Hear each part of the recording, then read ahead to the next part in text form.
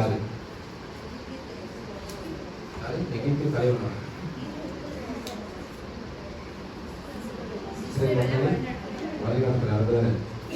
யார் வழிநடத்துனா? இஸ்ரேல் வழிநடத்துறாங்களா?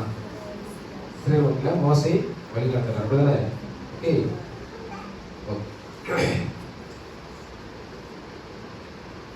யாத்ராகம் 3ஆம் அதிகாரத்தில் வாசிக்கும் பொழுது அதுல மோசேனுடைய அழைப்பு காணப்படுது. அந்த அழைப்பு எப்படிப்பட்டது அப்படின்னா, மோசையை அழைத்தது யாருக்கெல்லாம் தெரியும்? தேவனாளர் மோசையை அழைக்கிறார், ஒரு வேலைக்காக அழைக்கிறார். அது எப்பேற்பட்டதான நிகழ்வாக இருந்துச்சு? மோசே எங்க இருந்தார்? ஃபர்ஸ்ட் மோசே எங்க இருந்தார்? அதுக்கு முன்னாடி அரண்மனையில இருந்து எங்க வெளியே வந்தாரு? ஓடி வந்தாரு. எங்க வந்தாரு?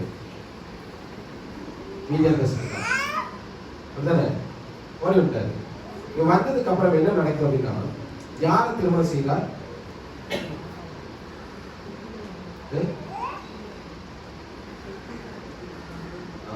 அவங்க பேர் என்ன? அப்போ இந்த திருமணத்துக்கு அப்புறமாக இவர் என்ன செய்யறாருன்னா, மோசேக்கு ஒரு குழந்தை கிடைக்குது. இவரு ஆடு மேய்ப்பதற்காக மலை அடிவாரத்தில் இருக்கிறார். மலை அடிவாரத்தில் இருந்து ஆடு மேய்த்து கொண்டிருக்கிறார். அந்த நேரத்தில் இவருக்கு தேவனுடைய அழைப்பு கிடைக்கிறது. தேவனுடைய அழைப்பு எங்க கிடைக்குது? ஆடு மேய்த்து கொண்டிருக்கிறது. சோ தேவனுடைய அழைப்பு மோசேக்கு எப்படி காணப்பட்டுச்சு? தெரியுமா? எல்லாருக்குமே தெரிஞ்சவங்கதான். ஒரு செடி என்னாச்சு? ஒரு செடி பற்றி எரிஞ்சிச்சா? சாம்பலாச்சா? இல்ல, எரிஞ்சுக்கிட்டே இருந்துச்சு. நம்மளுடைய வாழ்க்கையில சில முச்செடி, முச்செடி அப்படிங்கிறது வந்து என்ன நினைச்சுன்னா, நம்ம எடுத்துக்கிட்டோம்னா மோசையோட அழைப்பு எடுத்துக்கிட்டோம்னா, மோசையை தவிர யாருமே கடவுளை பார்த்தது. மோசையை தவிர யாருமே கடவுளை பார்த்தது. இந்த முச்செடி எரிஞ்சுக்கிட்டே இருந்தது, சாம்பலாக மாட்டேங்குது. இந்த உலகத்துல உபத்திரவம் அப்படிங்கிறது உண்டாகிட்டே தான் இருக்கு, இருந்துகிட்டே இருக்கு, காலாகாலமா இருக்கும். காலாகாலமா இருக்கும். எந்த விதத்திலையும் அதுக்கு ஒரு குறையுமே இருக்கவே செய்யாது. வலி இருக்கும், கஷ்டம் இருக்கும், சோதனை இருக்கும், நெருக்கங்கள் இருக்கும். பலரும் பல விதத்துல நம்ம அவமானப்படுத்தலாம், பலரும் பல விதத்துல நம்ம கஷ்டப்படுத்தலாம், துன்படுத்தலாம். எல்லாமே இருந்துகிட்டே தான் இருக்கும். நம்ம அதற்குள்ளாக இருந்தா என்ன செய்யணும்? வெளியில வரும்.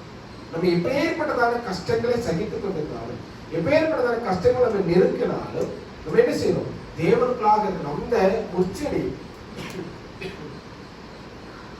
அந்த முச்செடியை தான் நமக்குள்ளாக இருக்கிறோம். அதாவது நம்ம வந்துட்டு அந்த முச்செடியாகும். அதனோட அக்கினி வந்துட்டு யாரு?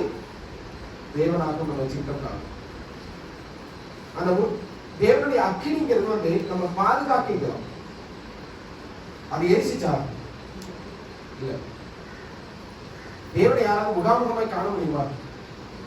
முகாமுகமாய் யாராச்சும் பார்க்க முடியாது. பார்த்தா என்ன ஆகுவாங்க? கண்ணுக்கு விஷயத்துல கண்ணு போயிடும். அந்த அளவுக்கு அவர் சுத்தமான வெளிச்சம். சுத்தமான வெளிச்சம் வந்து என்ன சொல்லுவாங்க? சைவ உணவு சொல்லுவாங்க. தரமான சுத்தமான சைவ உணவு, ஒரிஜினல் சைவ உணவுன்னு சொல்லுவாங்க. பியூர் வெஜ்னு சொல்லுவாங்க. வெஜ்ஜினாலே பேர் தான், அதுக்கப்புறம் பியூர் வெஜ்னு கிரேட் பண்ணிடுவாங்க. ஸோ இங்க என்ன நடக்குதுன்னு சொன்னா, ஒரு செடியில வந்துட்டு அக்னி எரியுது, அக்னியாக தேவன் வந்து இறங்குறாரு. அப்ப நம்மளுடைய வாழ்க்கையில சில சூடான ஒரு தருணங்கள் இருக்குல்ல, நம்ம ரொம்ப வெக்கையா இருக்குன்னு நினைக்கலாம். அந்த வெக்கை அப்படிங்கிறது வந்து உங்களை சூழ்ந்து காணப்படக்கூடிய பிரச்சனைகள், உங்களை சூழ்ந்து காணப்படக்கூடிய வேதனைகள், உங்களை சூழ்ந்து காணப்படக்கூடிய நிபசங்கள், இது எல்லாமே உங்களுக்கு வந்து கஷ்டமாக தோணலாம். ஆனால் இது எல்லாமே எதுக்கு? பிறர் யாரும் உங்களை என்ன செய்யக்கூடாது, அட்டாக் பண்ணிடக்கூடாது. அங்க பார்த்தோம்னா அந்த முச்செடி வந்து தீ இருக்குது. அந்த தீயானது கடவுள். நம்ம கிட்ட தேவனானவர் இருக்கும்போது தேவனை சுற்றின ஒரு நெருப்பை போல மலையத்தில் இருக்கிறார். இதே நெருப்பு வேற எங்க நம்ம பார்த்தோம்? 3 பேர் எங்க இருந்தாங்க? அக்கினிக்கு நடுவில் இருந்தாங்க. எங்க சித்தோம்? தானியேல். அது யார்? அந்த 3 பேர் யாரு? அவங்களை சுத்தி எதிர்த்து அக்கறை நெருக்கிறது. அதே போல இங்க அப்போ நமக்கு எப்படி கம்பேர் பண்ணணும்னா, பிறர் நம்மளுடைய வாழ்க்கையில வந்து ஒரு பிரச்சனையை உருவாக்க கூடாது, ஒரு கஷ்டத்தை கொடுக்க கூடாது அப்படின்னா யார் நம்முடைய வாழ்க்கையில காணப்படணும்? தேவனானவர். தேவனானவர் காணப்படுவது அது எப்படி இருக்கும்? ஒரு அக்கினி வளையமாக நம்மளை சுற்றி எரிந்து கொண்டு இருக்கும். நம்ம சாம்பல் ஆகுவோமா? ஆக மாட்டோம். அந்த உச்சரி சாம்பல் ஆச்சா? ஆகல. ஏன் அப்படின்னா அது தேவனுடைய அக்கினி. தேவனுடைய அக்கினி நம்மளை வந்துட்டு ஒரு சேதப்படுத்தாது. ஒரு சின்ன ஒரு சாம்பல் கூட அங்க இல்லை, சின்னதா கூட அங்க என்ன ஆகல, அவங்க வாசனை கூட இல்லை. அப்போ அப்பேற்பட்டதான தேவன் தான் நம்மளுக்கு தேவன். நம்ம பல வேலைகள் என்ன நினைப்போம், ஐயோ எனக்கு ஏன் இப்படி கஷ்டம், எனக்கு ஏன் இப்படி வேதனை, எனக்கு மட்டும்தான் இப்படி, ஏன் தான் இப்படியும், என்னோட வாழ்க்கை மட்டும்தான் இப்படி, பாக்கி எல்லாரும் நல்லா இருக்காங்க. ஆனா பாக்கியுள்ளவங்க வாழ்க்கையில போய் பார்த்தாலும் தெரியும், அங்க எவ்வளவுக்கு குழம்பு இருக்கு, எவ்வளவுக்கு கஷ்டப்பட்டு இருக்காங்க, எவ்வளவுக்கு வேதனைப்பட்டு இருக்காங்க. அப்படிதானே? நம்மளை பொறுத்தவரை நம்மளுடைய பிரச்சனைகள் தான் பெருசு, பிறருடைய பிரச்சனைகள் இல்லை. பிரச்சனையே இல்லை. எது பார்க்கும்போது கவிதை பார்த்தா கவிதைக்கு ஒரு பிரச்சனை இல்லை, அவருக்கு என்ன மாசம் ஆனா நல்ல வருமானம் அப்படின்னு நினைக்கலாம். நல்ல டிப்டாப்பா வராரு போறாரு. ஆனா அவருக்குள்ள வாழ்க்கைக்குள்ள போனாதான் தெரியும் வீட்டுக்குள்ள என்ன பிரச்சனைகள் இருக்குது, அவருக்கு என்ன பிரச்சனை இருக்குது. அல்ல சோ இந்த மாதிரி தான் நம்முடைய வாழ்க்கையில ஒவ்வொரு வேலையும் நம்ம பார்க்கிற விதம், தேவனானவர் பார்க்கிற விதம் டிஃபரெண்ட். சோ தேவன் நமக்குள்ளாக காணப்படுவது நம்முடைய பழகக்கூடிய விதமே மாறிடும். நாம் தேவனுக்குள்ளாக இருக்கும் பொழுது நம்முடைய விதங்கள் மாறும். சோ இங்க எந்த விதமான நெருக்கமும், எந்த விதமான கஷ்டங்களும், எந்த விதமான சோதனைகளும் நம்மை ஒருபோதும் எரித்து சாம்பலாக்கவே செய்யாது. தேவனானவர் நம்மளுக்கு இருந்தால் அங்கே தேவனுடைய அக்கறை நாம் வேற ஏதாச்சும் அக்கறை வந்துச்சு என்ன இருக்கும்? சாம்பலாகி அங்கே நடக்கணும். இனி ஒண்ணு, அந்த அக்னி உடனே இல்ல, எரிஞ்சுக்கிட்டே தான் இருந்துச்சு. அந்த தீ அந்த செடியில் எரிஞ்சுக்கிட்டே தான் இருந்துச்சு. லாஸ்ட் வரை பேசி முடிக்கிற வரை அவ்வளவு கான்வர்சேஷன் நடந்துகிட்டே தான் இருக்குது. அப்போ இது என்னதை குறிக்கும் அப்படின்னு சொன்னா, வாழ்க்கையில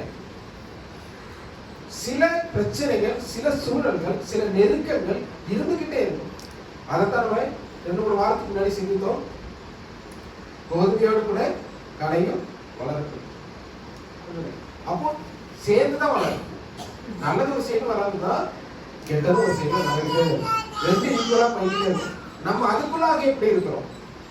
கலையா இருக்கிறோமா, பிறருக்கு நன்மையை கொடுக்கக்கூடிய கோதுமையா இருக்கிறோமா?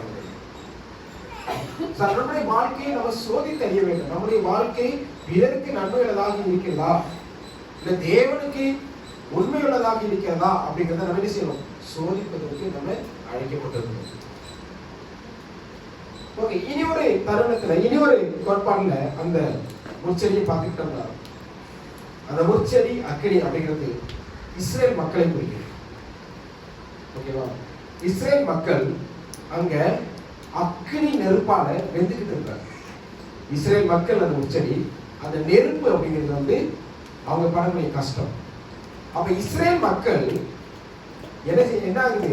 இது மாதிரி எரிஞ்சுக்கிட்டு இருக்காங்க. அவங்க சாம்பலும் ஆக முடியல, ஒண்ணு செய்ய முடியல. அவருடைய கஷ்டம் தீரவே மாட்டேங்குது. அப்படிங்கிறதுக்கு அடையாளம் தான் மோசையினுடைய அழைப்பு. மோசையை அழைக்கும் பொழுது தேவனானவர் டைரக்டா ஒரு ஒளியாக வந்து அழைச்சிருக்கலாம். அங்க ஒரு சிம்பலிக்கா என்னது, ஒரு நமக்கு காட்டக்கூடிய, மோசைக்கு புரியக்கூடிய வண்ணமாக அவனால நினைக்க முடியும். அவன் விலைக்குதான் நிற்கிறான். அந்த ஒளியை பார்த்து கொஞ்சம் தள்ளி நிற்கிறான். பக்கத்துல போனா சுடுதான் நிற்கிறான். அந்த ஓரளவு எந்த டிஸ்டன்ஸ் கீப் பண்ணாம அந்த டிஸ்டன்ஸ்ல இருக்கு. அப்போ இஸ்ரேல் மக்கள், என்னுடைய ஜனங்கள் அங்க ரொம்ப கஷ்டப்பட்டுக்கிட்டு இருக்கிறாங்க. ஒவ்வொரு நாளும் 24 மணிக்கூறும் வேலை செஞ்சுக்கிட்டே இருக்கு. நம்மளால கொஞ்ச நேரம் கூட வேலை செய்ய முடியாது. கொஞ்ச நேரம் வேலை செஞ்சு நம்ம படுத்துருவோம். கால் பண்ணா அதுக்கப்புறம் வந்து எப்படா படுப்பது அந்த மாதிரி. அது மாதிரி நம்முடைய லைஃப்ல வரக்கூடிய கஷ்டங்கள் அனைத்தையும் ஒப்பிட்டு பார்க்கணும் தேவர்களாக. இங்க இஸ்ரேல் ஜனத்தை வந்து தேவனானவர் அந்த முச்செடி வாயிலாக இங்க வெளிப்படுத்துகிறார். முச்செடி தான் இஸ்ரேல் ஜனங்கள். ஆனா அவங்க சுற்றி என்னது இருந்துட்டு இருக்கு? எகிப்து ஜனங்கள். எகிப்தியர்கள், அங்க இருக்கக்கூடிய ஒவ்வொரு நபர்கள் ஆளுமை வந்துட்டு அவங்களுக்குள்ள இருக்குது. அந்த முச்செடி எப்படி இருந்துச்சுன்னா, முச்செடி நடுவில் இருக்குது, அதை சுற்றிலும் மேலே இருக்குது, ரவுண்டா வந்துட்டு எரிஞ்சுக்கிட்டு ஒரு சைடுமே என்ன உள்ள போக முடியும். அந்த மாதிரி ஒரு நெருப்பை தாண்டி யாராச்சும் உள்ள கைவிட முடியுமா? முடியாது. அந்த அளவுக்கு அவங்க வேதனைப்பட்டுக்கிட்டு இருக்காங்க. அவங்கள விடுவிக்கணும் அப்படின்னு சொல்ல யாராலுமே முடியாது. அந்த அந்த மாதிரிதான் இருக்கு. அவங்களே நினைச்சா கூட வெளியில வர முடிய மாட்டேங்குது. அவங்களே ஓகே நம்மளே நம்முடைய உயிரை மாய்த்து கொள்ளணும்னாலும் நடக்க மாட்டேங்குது. என்ன நடக்குது? என்ன பண்ண வேதனை சகித்துக் கொள்ள இருக்காங்க. நெருப்பு எப்படிப்பட்டது? உங்களை மேல தீ கொளுத்தி விட்டுட்டேன், இது சாகலை, ஆனா இருக்குது வேதனை உங்க மேல இருக்குது. அந்த தீக்காய் மட்டும் நிறைய இருக்குங்க, இருக்குங்க. ஆமா, பாக்கியாக்கா இருக்குங்க, சந்தானக்கே இருக்கு. பாக்கியாக்கா தான் நெருப்பு பட்டையெல்லாம் இருந்துச்சு. ஸோ அந்த தீக்காய் லைட்டா வந்து கடுகு நீங்க வந்துட்டு தாளிக்கும் போதே ஒரு கடுகு பட்டதுனாலே என்ன வரும்? பயங்கரமா சொல்லும். அப்ப இந்த நெருப்பு தெரியும். அந்த அளவுக்கு இஸ்ரேல் மக்களுடைய வேதனை காணப்படுது அப்படிங்கிறது. தேவனானவர் யாருக்கு அழைப்பு விடுக்கிறார்? மோசே. யாரு ரட்சிக்க போகணும்? யாரு யாரு ரட்சிக்க போனவங்க? யாரு அவங்க வெளியே கொண்டு விடுதலை கொடுக்கணும்? மோசே. மோசே யார் அனுப்புறார்? அப்போ தேவனானவர் அனுப்புறது மோசைய. மோசை யார் கொண்டு வர்றதுக்காக? இஸ்ரேல் மக்கள். அப்ப சண்டே கிளாஸ் பிள்ளைங்க ஞாபகம் வச்சுக்கணும். மோசைய யார் அனுப்புறார்? இஸ்ரேலுக்கு தேவனானவர் அனுப்புகிறார். எதற்காக? இஸ்ரேல் யாருக்கு வீட்டுக்கு வர்றதுக்காக? எகிப்து தேவையிலிருந்து வீட்டுக்கு வர்றதுக்காக. நமக்கும் நம்மை சுற்றி காணப்படக்கூடிய வேதனைகள், நெருக்கங்கள் எல்லாம் இருக்கலாம். நம்மளை இதுவரைக்கும் சேதப்படுத்தல அப்படின்னு சொன்னா, நம்மளை எதுவுமே பெருசா சேதப்படுத்தல, நம்ம எல்லாருமே வந்து திரும்ப திரும்ப தேவனுடைய சமூகத்துக்கு வந்து தேவனுக்கு நன்றிகளை செலுத்துறோம்னா நம்ம அதை உச்சரியம் வரலாம். தேவனுக்கு உகந்தவர்கள் அப்படிதானே, தேவனுக்கு ஏற்றவர்கள், தேவனுக்கு விருப்பம் உள்ளவர்கள், தேவனுடைய பிள்ளைகள். நம்மளையும் சுற்றி பலவிதமான பிரச்சனைகள், பலவிதமான கஷ்டங்கள் வரும்போதுக்குள்ள நம்ம என்ன செய்ய, என்ன கடவுளை இப்படி பண்ணீங்க அப்படின்னு சொல்லி சலித்துக் கொள்ளாம திரும்ப வந்து கடவுளே இதை வழி நடத்துனீங்க, என் கஷ்டத்துல நான் உண்மை அறிந்து கொள்வதற்கு எனக்கு உதவி புரியுங்க, அதற்காக நன்றி சொல்லி நம்ம பாடிக்கிட்டு நம்ம நன்றி நன்றி நன்றி என்று துடிக்கிறோம் அப்படின்னு சொல்லி ஒரு காரணம் பாடணும். தேவன் வந்து நமக்கு நடத்துறது எல்லாமே வந்து பெருமனா ஒன்று நடக்காது, அதெல்லாம் மாறும். யார் மூலமாக மாறும்? தேவன் வந்து வைத்தார். அவருடைய சித்தம் நம்மிடத்தில் காணப்பட்டால் நிச்சயமாக மாறும். இப்ப தேவனுக்குள்ளாக நம்ம இருக்கணும், தேவன் நம்ம வழி நடத்தணும் அப்படின்னா நம்ம எப்படி இருக்கணும்? அனுதினமும் ஜெபத்தில் காணப்படணும், அனுதினமும் வேதவசனம் நமக்கு இருக்கணும், அனுதினமும் தேவ சிந்தை நமக்கு இருக்கணும். ஆவி ஆத்ம சரீரம் முதல்ல, ஆவி ஆத்ம சரீரம் நமக்குள்ளாக வேலையை செய்து கொண்டே இருக்கும், கிரியை செய்து கொண்டே இருக்கும். அப்பேற்பட்டதான ஒரு செயல்முறை, ஒரு கிருபை தேவனுக்கு அனுதினம் நம்ம பெற்றுக்கொண்டே இருக்கும்போது மட்டுமே தான் நம்மளை எந்த விதமான அக்கறையும் பாதிக்காது, நம்மளை எந்த விதமான பிரச்சனைகளும் பாதிக்காது. எப்பேற்பட்டதான பிரச்சனைகளையும் நம்மிடத்திலிருந்து அகற்றி போகப்படுவதற்கு தேவனானவர் வல்லமையுள்ளவர். யார் வல்லமையுள்ளவர்? தேவனானவர். அப்ப தேவன் நம்மை வழி நடத்துவார் அப்படிங்கிறதால ஏக சிந்தையோட இருக்கிற, முழுமையான நம்பிக்கையோட இருக்கிற முன்னோக்கி செல்லலாம். இன்னும் இந்த வருஷம் முடியறதுக்கு எத்தனை வாரம் இருக்கு? 3 வாரம் தான் இருக்கு. 3 வாரம் தான் இருக்கு. இது வரைக்கும் நம்ம எப்படி இருந்தோமோ அதே போல இருந்து போயிடலாம் நினைக்காதீங்க. சொல்றது இந்த வருஷத்துலயாச்சும் ஒரு மாற்றம் எனக்குள்ளாக வரட்டும். இனி இருக்கக்கூடிய 2-3 வாரமா இருக்கு.